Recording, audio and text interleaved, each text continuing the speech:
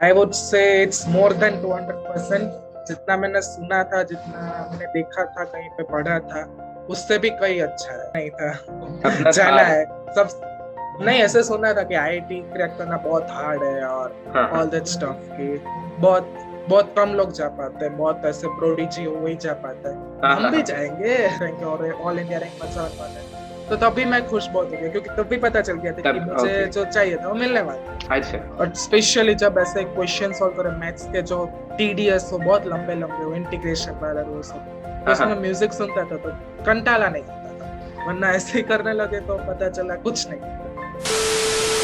तो hello everyone, this is Puneet Bachchani your host. और आज हम पहले तो मैं आपको स्वागत करता हूँ स्टूडेंट सीरीज एपिसोड 1 में। और आज हमारे साथ है सिद्धार्थ हुआ करके, जो उनका जो एआईआर था लास्ट 2020-21 बैच में, उनका 171 था एडवांस में, और वो आज आईआईटी बॉम्बे में। So hi Siddharth, I welcome you on the white collar podcast. And first of all I would like to congratulate कि आपका इतना अच्छा रैंक आया and you are in IIT Bombay CS. Thank you so much for having me today on your show. Thank you Siddharth. So चलिए फिर हम शुरू करते हैं, आपका कैसा जर्नी रहा, और बात करते हैं कि आप हमारे जूनियर्स है तो भी हम कुछ वैल्यू ऐड कर पाए। तो चलिए फिर हम शुरू करते हैं।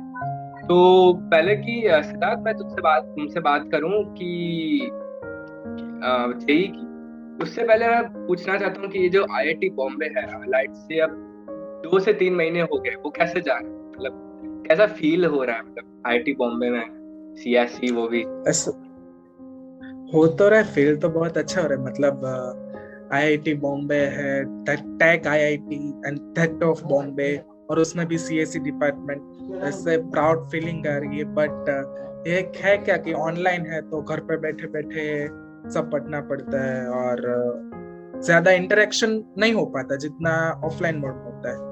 तो राइट अच्छा भी राइट। लगता है, पर आई कहीं आई पे बुरा भी आई लगता है हाँ, कुछ। I agree, but still great. तो ऑफलाइन का क्या सीन है? मतलब आईआईटी बॉम्बे ने कुछ अभी तक नोटिस नहीं डाला? नहीं नहीं, वहाँ थोड़ी हॉस्टल्स अंडर कंस्ट्रक्शन है एंड ऑल दैट अच्छा। स्टफ, तो ओके अभी ओके। तक नहीं। सो जैसे जब जेई हम प्रिपेयर कर रहे थे, तो आईआईटी बॉम्बे जब तुम्हारा सिलेक्शन हुआ, तो जैसे तुमने सोचा था क्या वैसा ही है आईआईटी बॉम्बे? कि वो ऐसे नहीं अफवाह है, या जैसे आईआईटी बॉम्बे एकदम बटर कर, ऐसे हमारे मार्केट का बटर कर आवाज आईआईटी बॉम्बे, क्या वो असलियत में वैसा ही आईआईटी बॉम्बे है? I would say it's more than 200%। जितना मैंने सुना था, जितना मैंने देखा था, कहीं पे पढ़ा था, उससे भी कहीं अच्छा है। So it's worth going there, worth this preparing fee, all right? मेहनत ऑफ टू मेहनत, या इयर्स बिल्कुल, ऑफ कोर्स हम मेहनत करेंगे तो फल भी आईआईटी बॉम्बे जैसे ही मिलेगा। Perfect perfect. तो चलिए सिद्धार्थ, आप मुझे बताओ कि आपका जर्नी कैसा रहा जेई का? मतलब कैसे 11th 12th निकला है? 10th से तुम पढ़ाकू थे, या क्या फ्लूक में निकल गया, या ऐसे था कि आईटी जाना आईटी जाना आईटी जाना है, ऐसा सपना होता है ना लोगों का, एक बकेट लिस्ट में होता है यार, नहीं आईटी तो क्रैक कर लेंगे, फिर लोग कोटा जाते हैं, काफी काफी इंस्टीट्यूट में ज्वाइन हो जाते हैं, और कैसा सबका अलग जर्नी होता है। I would like to listen yours. मेरा जर्नी भी कुछ ऐसा ही था। बट मेरा तो क्या था, स्कूल स्कूल से मुझे प्रमोट किया था, स्पॉन्सर किया था कि मैं कोई कोचिंग इंस्टीट्यूट में जाऊं और वहां से पढूं। तो मुझे उसमें सिलेक्शन हो गया मेरा, और मुझे बोथरा इंस्टीट्यूट जो अहमदाबाद में ही सैटेलाइट का, वहाँ पे मुझे एडमिशन मिल गया। ओके बाद में 11th में तो मैं स्कूल और कॉलेज इंस्टीट्यूट दोनों साथ में मैनेज करता था। ओके। सुबह को स्कूल में और बाद में शाम को इंस्टीट्यूट। ओके। बस ऐसे 11th तो चला गया। 12th में तो क्या था, ऑनलाइन था सब। तो ऑनलाइन स्कूल था, का हाँ। तो आधा प्रॉब्लम वहीं चला गया, ओके और इंस्टीट्यूट का भी वहां से मैनेज हो रहा था ऑनलाइन। ओके। मतलब 12th में थोड़ा जर्नी आसान हो गया, मतलब सब कुछ मैनेज हो रहा था। 11th में थोड़ा सा हेक्टिक होता होगा, आई गेस। काफी ऐसा हेक्टिक क्या होता सपना क्योंकि था क्या आईआईटी जाना है कि नहीं? हाँ, बस ये तो सपना ही था। सपना था। जाना है सब। नहीं, ऐसे सुना था कि आईआईटी क्रैक करना बहुत हार्ड है और हाँ हाँ ऑल दैट स्टफ की बहुत बहुत कम लोग जा पाते हैं, बहुत ऐसे प्रोडिजी हो वही जा पाता है। हाँ हम हाँ भी हाँ। जाएंगे। अरे वाह, बढ़िया बढ़िया। चलो गाइस, अच्छा है, फिर अच्छा है। तो वो सपने को तुमने साकार करा, मेहनत, ये 2 साल की मेहनत। क्या तुम 11th से कोचिंग ज्वाइन करा था कि 10th में, क्या सीन था उसमें?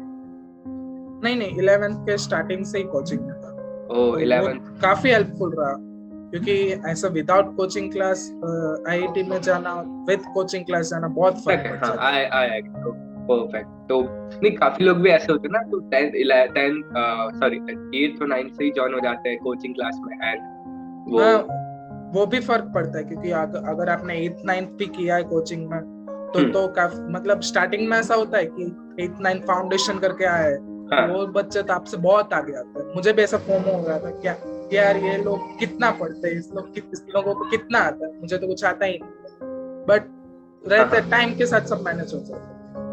Nice nice. नहीं, मेरा ऐसा रहता है कि हम 11th 12th में ज्वाइन करेंगे तो थोड़ा सीरियसनेस भी बढ़ेगी, क्योंकि 8th 9th भी बहुत, आई गेस कि बहुत ज्यादा अर्ली हो जाता है, and it depends on people, on student के कैसा वो कैचअप कर पाता है रोज। सो जब फाइनल रिजल्ट आया था एडवांस का कि you got selected, you of course you got selected in, मतलब रैंक के बाद जो काउंसलिंग होती है कि आईआईटी बॉम्बे की, जब वो सिलेक्शन का वो आया था पेज पे कि congratulations you got, you are selected in IIT Bombay, तो वो हैप्पीनेस कैसे रही थी, क्या मुझे बता पाओगे? मतलब वो ऑफ कोर्स वो काफी हैप्पीनेस रहती है। नहीं, एक्चुअली काउंसलिंग में हैप्पीनेस नहीं थी। एक्चुअली जब रिजल्ट आया एडवांस का कि आपको ईडब्ल्यूएस कैटेगरी में 10th रैंक और ऑल इंडिया रैंक 171 है, तो तब भी मैं खुश बहुत हो गया, क्योंकि तब भी पता चल गया था कि तब मुझे ओके, जो चाहिए था वो मिलने वाला है। वो तो मिलने वाला, क्योंकि हाँ। उतनी सीट्स तो थी कि मुझे एडमिशन मिल जाए। तब ओके। तो मैं उछला था, कूदा था, ओ मतलब पूरे हाँ, ऑफ कोर्स बहुत वो फिर खुद को तो इतनी खुशी होती है, फिर अपने पेरेंट्स को देख के और ज्यादा खुशी हो जाती है।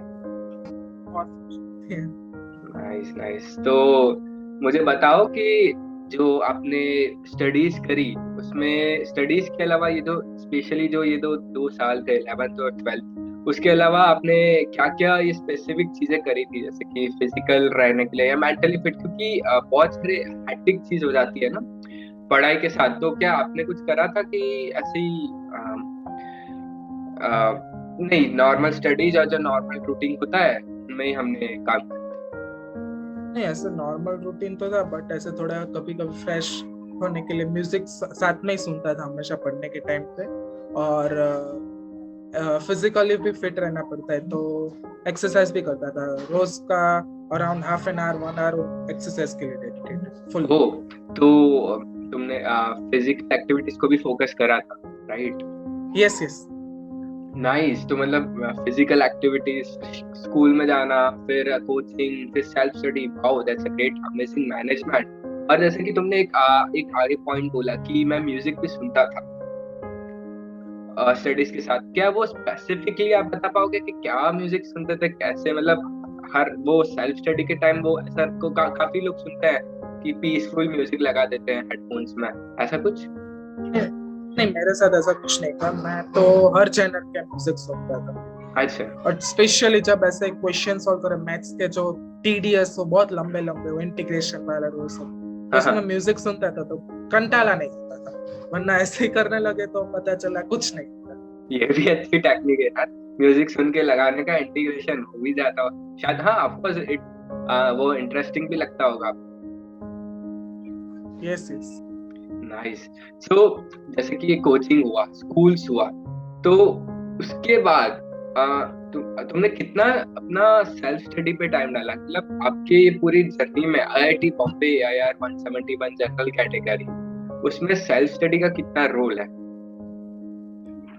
हाँ, एक्चुअली सेल्फ स्टडी में ऐसे 11th में तो ज्यादा सेल्फ स्टडी नहीं हो पाती थी, क्योंकि most of the time school और कोचिंग में ही चला जाता था। बट उसका ओके। सबका मैंने 12th में रिकवर किया, मतलब ऑलमोस्ट 50% मेरा रोल सेल्फ स्टडी का ही रहा है, क्योंकि सेल्फ स्टडी के बिना तो आप कुछ कर ही नहीं ओके, पाएंगे, क्योंकि अगर मतलब ये आप सिर्फ लेक्चर लॉकडाउन, सुनते रहो तो उससे कुछ ये होगा कोविड और लॉकडाउन का बहुत बेनिफिट मिला है आपको। नहीं। Yes yes. तो अच्छा है, मतलब 50% यू से कि 50% जो भी है तुम्हारा ये जर्नी सेल्फ स्टडी के ऊपर रहा है। क्या आपको ऐसा लग रहा है कि अगर मैं 50 का 70 करता तो और थोड़ा अच्छा होता? डेफिनेटली अगर मैंने 11th में भी मैं वो सेल्फ स्टडी कर पाता तो मेरा ऑल इंडिया रैंक में से वन मतलब एक सिंगल डिजिट का ऑल इंडिया रैंक हो जाता। बट 11th में उतना टाइम नहीं मिलता था क्योंकि दोनों मैनेज करना होता है, तो सुबह 6 से लेकर रात के 9 तक। ओके, बहुत डिफिकल्ट हो जाता है। नाइस। सो जैसे सेल्फ स्टडी है और काफी लोग कहते हैं ना, मेंटर्स कहते हैं और सीनियर्स भी कहते हैं कि एनसीईआरटी बेस है, वही बाइबल है, वो सब कुछ है। तो ऑफ कोर्स तुम्हारे में भी एनसीईआरटी बाइबल तो हो गया। अब मेंस लेवल तक तो रहता है कि एनसीईआरटी इज बेस, पर एडवांस के लिए हमें रेफरेंस बुक भी रिफर करनी पड़ती है। तो एनसीईआरटी का क्या महत्व रहा है आपकी जिंदगी में? Talking about physics and maths, उनका तो काफी कम रोल होता है, but chemistry it's the God book of chemistry NCERT. आपको कोई दूसरी बुक नहीं मिलेगी जिसमें इतनी इंफॉर्मेशन है। तो ऑलमोस्ट मेंस और एडवांस में केमिस्ट्री में क्रैक करना आपको एनसीईआरटी के बिना तो कुछ होगा ही। अच्छा, और मैथ्स और फिजिक्स के लिए कोई रेफरेंस बुक यूज करा था तुमने? हाँ श्योर, मैंने रेफरेंस बुक तो वो प्रायोरिटी बता सकते हो, क्या क्या प्रायोरिटी रखी थी? नहीं, काफी लोग क्या करते हैं, बहुत सारे बुक्स ले आते हैं, मतलब काफी सारे बुक्स आ जाते हैं, पीएम शर्मा ये वो ये, बट वो हर एक बुक को पढ़ने में उनका इतना टाइम निकल जाता है। मेरे मेंटर्स ने भी कहा था कि काफी बुक्स मत यूज करो, सिर्फ एक बुक पे रखो और उन पे स्टिक रखो। तो तुम्हारा कैसा केस था उसमें? मेरा मैथ्स के लिए मैंने भी ऐसे सब कर रहे थे तो मैंने भी बहुत सारी बुक्स ली थी, बट मैंने भी वो प्रेफरेंस बना लिया था पहले से कि पहले ये करूंगा बाद में ये करूंगा। तो फॉर एग्जांपल मैथ्स में सबसे पहले सेंगेज की, उसके बाद एसके गौर। ओके। फिजिक्स में पहले सेंगेज, उसमें भी, और उसके बाद ये क्या बोलते हैं, D M Sharma, D C Pandey, right. हाँ, ओके। और केमिस्ट्री के लिए सबसे पहले एनसीईआरटी, उसके बाद कोचिंग की बुक्स, उसके बाद टाइम बचे तो बालाजी पब्लिकेशन की जो बुक्स है। Okay, nice. मतलब एनसीईआरटी को तो सॉरी केमिस्ट्री को तो एनसीईआरटी पे हमने ग्रिप किया था, ऐसा कुछ? हाँ, मेंस के लिए मोस्टली एनसीईआरटी लेनी पड़ेगी, उसके अलावा कुछ चले नहीं। ओके, और फिजिक्स और मैथ्स थियरी तो जो कोचिंग में करवाए जाते हैं, और फिर कोचिंग मटेरियल रहता है, उसके बाद ये रेफरेंस बुक्स है, वो सब कुछ। ओके, सो ये दो साल रहे जो जेईई के, तो उसमें ऑफ कोर्स हर एक की जर्नी में कोई ना कोई गलती तो होती है। तो इफ यू डोंट माइंड, क्या आप इसमें गलतियां बता सकते हो कि आपकी जर्नी में ये 1, 2 या 3 ऐसी गलतियां थी जो शायद और कोई ना दोहराए तो अच्छा रहेगा? एक मेरी बहुत बड़ी गलती थी, मैंने ऐसे डाउट्स को पाइल अप होने दिया बहुत। ओके, डाउट्स पाइल अप हो जाते हैं तो बाद में उनको सॉल्व करने में भी इतना मजा नहीं आता, और वो आपके डाउट्स एंड तक डाउट्स ही रह जाते हैं और उसका कुछ हो नहीं पाता। हाँ, वो डाउट्स ही रह जाते हैं, और कभी कभी वो छूट भी जाते हैं। छूट ही जाते, कभी कभी नहीं, हर बार छूट ही जाते। अगर आपने पाइल अप होने दिया एक साथ डाउट्स बहुत सारे, तो 100% वो छूट ही जाएगा, आप नहीं कर पाएंगे। ओके, तो ये वो गलती हो गई। ये 11th में भी रही थी कि 12th में भी रहा ऐसा? मैं दोनों साल ही ऐसा रहा। 11th में कम रहा था एक्चुअली, क्योंकि 11th में मैं कोचिंग इंस्टीट्यूट में जाता था, तो तब डाउट सब सॉल्व हो जाते ऑलमोस्ट। बट 12th में क्या था, ऑनलाइन में था, और अलग से टाइम निकाल के सर को बोलना पड़ता था कि हमारे ये डाउट्स है। कभी सर का टाइम नहीं हुआ, कभी हमारा टाइम नहीं हुआ, तो ऐसे उसमें ऑनलाइन में ऐसे मजा भी नहीं आता था जितना वो ऑफलाइन में आता। हाँ, एग्जैक्टली। पर स्टिल डाउट्स तो डाउट है, पर उसको हम ऐसे लाइटली ना लें तो सही रहेगा। ओके, सो और क्या गलतियां थी कि बस ये मेजर गलती थी पूरे जर्नी में? नहीं, ये मेजर थी, और वो भी थी कि मैं बहुत सारी रेफरेंस बुक्स ली थी। ओके, अगर मैंने कम ली होती तो ज्यादा अच्छा रहता। हाँ, कंफ्यूजन थोड़ा उससे ज्यादा फर्क नहीं पड़ा। Okay, nice. तो जैसे कि अभी आपको पता है कि जेईई और नीट तो है, उस बिट सेट जो भी कॉम्पिटिटिव एग्जाम होते हैं, हर साल। अब उनका टाइम आ गया, मतलब हमारे जूनियर्स का। तो अब ये जो नॉर्मल वाली प्रिपरेशन का टाइम है, ओके, ये है लास्ट स्टेजेस वाला जो होता है ना प्रिपरेशन का टाइम, वो और नॉर्मल जो होती है प्रिपरेशन, उसमें अंतर क्या है? मतलब वो कैसे अलग है लास्ट स्टेज वाली जो प्रिपरेशन रहती है उसमें? मेरे केस की बात करूँ तो मैंने लास्ट स्टेज में ना क्वेश्चन ज्यादा सॉल्व नहीं किए थे।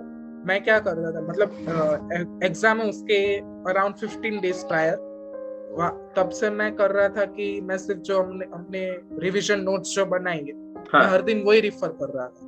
ओके। और कोई कोई ये मुझे सिलेक्टेड इंटरेस्टिंग लगा एग्जाम। कि जो तुम थे ना वो थियरी रिवाइज करते थे। हाँ हाँ, ओके, पर मुझे एकदम लास्ट के, एकदम लास्ट में। उससे ओके, पहले हाँ, गो अहेड। उससे पहले जो है ना, जो मैंने बुक सॉल्व की है उसमें जो मैंने डाउट टिक किए, जो मैं ऐसे सॉल्व ही नहीं कर पाया था, डाउट्स क्लियर भी नहीं कर पाया था, वो वापस कर लेता था। उसमें से ऐसे थियरी रिवाइज करने के बाद 50% से ज्यादा तो हो जाते अपने आप। Okay, okay. तो काफी मेंटर या काफी लोग ऐसे करते हैं कि लास्ट स्टेजेस पे आप क्वेश्चन सॉल्व करते जाओ, क्वेश्चन सॉल्व करते जाओ, क्वेश्चन सॉल्व करते जाओ। पर तुम्हारा ऐसा केस नहीं था, मतलब आप डाउट्स को ज्यादा फोकस करा करते थे, और जो थियरी है वो थियरी को हम बार बार रिवाइज करते थे, राइट? हाँ हाँ, थियरी को उसमें से कोई भी पॉइंट मिस आउट ना हो जाए, इसलिए मैं उनको रिवाइज कर। क्वेश्चन लास्ट के टाइम पे करने का कोई मतलब नहीं। ओके, वो आपको पहले जो करने थे वो कर लिए, हाँ बाद हाँ, में लास्ट में जो डाउट्स है, कोई गिने चुने क्वेश्चन है, मतलब 2-3 चैप्टर में से 1 या 2 क्वेश्चन निकले, उतने ही सॉल्व करो।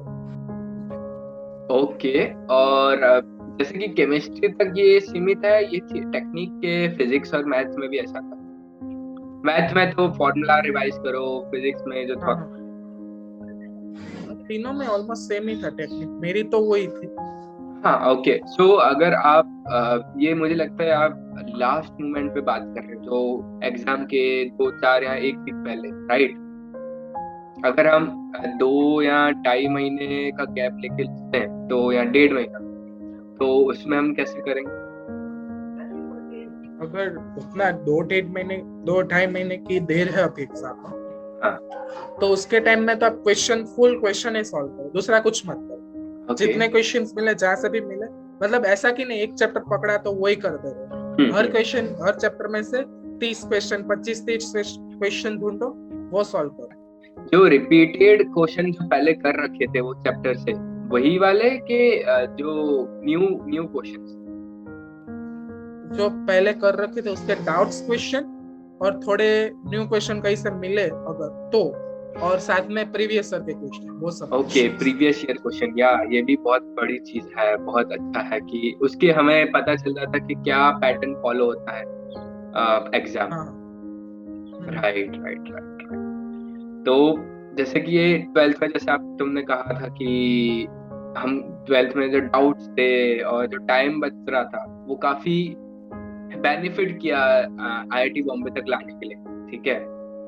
तो ये पॉइंट पे आप कभी डीमोटिवेट हो गए होंगे, क्योंकि काफी मतलब वो चल रहा था, कोविड का सीन चल रहा था, और घर बैठे बैठे परेशान भी हो गए थे। तो उस मोमेंट पे कैसे मोटिवेटर रखा और एंगेज रखा कि पढ़ाई में इतना भी डिस्टर्ब ना हो या इतना भी फर्क ना पड़े? एक्चुअली काफी ऐसा होता था कि फ्रस्ट्रेट हो जाता है कितनी देर ये पढ़ने का, क्योंकि हाँ, एग्जाम्स मेरे टाइम पे तो क्या था, पीछे ही पीछे जा रहे। तो हाँ, मैं क्या करता था, जब भी बहुत फ्रस्ट्रेशन हो जाए ना, तो 1 या 2 दिन की टोटल ब्रेक, कुछ मत करो। आपको जो पसंद आए, मूवीज देखनी है, वेब सीरीज देखनी है, खेलना है बात दोस्तों के साथ, जो भी हम्म, पसंद है वही करो, पढ़ने के नाम भी मत। तो हम्म। उससे थोड़ा क्या था, एनर्जाइज हो जाता है, और डोपामाइन बहुत इकट्ठा हो जाता ठीक है, हाँ, हाँ, हाँ। है। मतलब यही एक ऐसे 1 2 दिन ब्रेक लेके ही तुम्हारा जो था मोटिवेशन वो एक बैलेंस रहा और पढ़ाई में भी डिस्टर्ब नहीं रहा। ठीक है, नाइस। तो जैसे कि हम एग्जाम पे दिन पे आते हैं, जब एग्जाम का दिन रहता है तो 1 2 दिन पहले क्या रहता है सीन, मेंटर्स या क्या कहते हैं कि तुम चिल करो, एकदम कोई वरीज नहीं, वैसा सब कुछ। तो तुमने उस लास्ट दिन पे अपना टेम्परामेंट, क्योंकि आई गेस कि पूरे एग्जाम में जो टेम्परामेंट होता है, कॉन्फिडेंस होता है, वही शायद तुमने आगे ले जाता है एक हद तक। तो वो कैसे तुमने मेंटेन करना, क्या वो आपने फॉलो करा था कि चिल मारो ऐसा कुछ के क्या सीन था? बोलते तो सभी है कि ऐसा करना चाहिए, पर कर नहीं पाता, कोई भी नहीं कर पाता। एग्जैक्टली सर भी कहते हैं कि मैं बोलूंगा तो सही, पर आप कर नहीं पाओगे। क्योंकि वो होता ही है कि एग्जाम है और मैं ऐसे चिल मार रहा हूँ, क्या कर रहा हूँ। जैसे बहुत कम, अराउंड 0.05% लोग ऐसा हो गए जो ये फॉलो करते हैं। मैंने नहीं किया था, मैं उन 0.05% में से। मैं तो क्या था, लास्ट दिन तक अपना जो रूटीन था, जो लास्ट 15 दिन पे मैं फॉलो करता, हर रोज सब रिवाइज करता। लास्ट डे पर भी मैं वही कर रहा था। मतलब केमिस्ट्री की नोट्स लेके बैठा था, कुछ नया नहीं कर रहा था, जो मैंने पढ़ा है वही वापस रिवाइज कर। मतलब वो दिमाग में पिक्चर बैठ जाए कि हाँ ये पेज पे ऐसा था, क्योंकि लास्ट मोमेंट पे ऐसा हो जाता है कि यार इस पेज पे ये है, इस पेज पे ये है, ऐसा हो जाता है, राइट? हाँ, नाइस नाइस। मतलब वो ऐसा चिल वाला भी नहीं है सेम, मतलब चिल कर नहीं सकते क्योंकि काफी मेंटर्स कहते हैं कि तुम चिल मारो और रिलैक्स होके काम करो ऐसा। बट ज्यादा टेंशन मत लो, जो आपने पढ़ा है वही पढ़ो। आप चिल मारने बैठोगे तो शायद आप डिमोटिवेट भी हो जाओ, उसके चांसेस भी बहुत हाई कि सब पढ़ रहे और मैं ऐसे चिल मार रहा हूँ। एग्जैक्टली उससे अच्छा क्या है, जो आपने पढ़ा है, जो आपको आता है वही वापस पढ़ो, तो आपका क्या है, जैसे कॉन्फिडेंस बढ़ जाएगा कि ये तो मुझे आता है, ये तो मुझे आता है। Nice nice, perfect. तो अगर हम ऐड करें जो जूनियर्स हैं अभी, जो अब एग्जाम देने जाएंगे, तो उनके लिए आप क्या सजेशन देंगे? बस पढ़ते रहो और पढ़ाई को अपने दिमाग पे मत हावी होने दो। जितना हो रहा है उतना पढ़ो और कंसिस्टेंसी बनाए रखो। ऐसा एकदम बिछड़ी गए पढ़ाई से ऐसा मत करो। ऐसा फ्रस्ट्रेशन आए थोड़ा बहुत, तो 1-2 दिन का रेस्ट ले लो, कोई उसमें बुराई नहीं। और आराम से पढ़ते रहो। रोज का डेली टास्क रखो, जो आपको मतलब डेली गोल सेट कर दो कि अभी मुझे आज इतना ही करना है, मैं आज इतना करके रहूंगा। तो उससे क्या आपको मोटिवेशन भी मिलेगा कि आज मुझे इतना खत्म करना है, तो मैं आज आपने अगर कर दिया तो आप बहुत खुश हो जाओगे, आई गारंटी। भले आपने खुद गोल सेट किया, खुद अचीव किया, तो भी आपको बहुत खुशी होगी और उससे आपका नेक्स्ट दिन भी अच्छा जाएगा। Nice nice, perfect. सही है, कंसिस्टेंसी मेंटेन करना जरूरी है। भले तुम आधा या 1 घंटा पढ़ो, पर हर दिन पढ़ो। जो ऐसा पढ़ो जो बाद में उसको रिवाइज करना पड़े, पर ऐसा नहीं वही चीज बार बार पढ़ते रहो, पर एकदम फुल फोकस के साथ। I guess focus and consistency जरूरी है। सो ये जर्नी मैंने सुनी, वो मुझे काफी सही लगी, अच्छी लगी। और मैं इससे ये भी बता सकता हूँ कि प्रिपरेशन तो सब कुछ एक ही करते हैं, चीजें सबके पास एक है, पीवाईक्यूज भी सबके पास एक है, बुक्स भी सबके पास एक है, मेंटर्स भी एक है। टॉपर वही ले आता है जो चीजें अलग तरीके से करता है। तुमने जो भी करी वो तरीका अलग था, क्योंकि क्वेश्चन तो कोचिंग मटेरियल तो सबके पास सेम है, एंड जो टीचर बता रहा है वो सबको एक ही गाइडेंस दे रहा है। बट टॉपर एक जो बना रहा है, टॉपर को इक्वालिटी, वो है चीजें सेम करना पर अलग तरीके से करना। वो एक IIT बॉम्बे या एक टॉप लेवल तक तुमको पहुंचाती है। तो मुझे भी ये सीखना आज मिला तुमसे कि जब मैं पॉडकास्ट कर रहा तो मुझे ऐसा लगा कि सिद्धांत भाई कुछ अलग करे होंगे, 171 लाया है भाई, IIT बॉम्बे CSE है, कुछ तो अलग होगा। बट आज मैं स्टोरी सुनी, आधा 1 घंटा हो गया, तो मुझे पता चला कि नहीं, जो मैंने करा तो वो भी तुमने करा, पर तरीका अलग था, राइट? सो थैंक यू सिद्धांत इस वाइट कॉलर पॉडकास्ट में आने के लिए और इतना टाइम देने के लिए। IIT बॉम्बे में ऑफ कोर्स एग्जाम्स या बहुत इवेंट्स होते हैं ना, आई गेस, आई नो। तो thank you so much, thank you so much.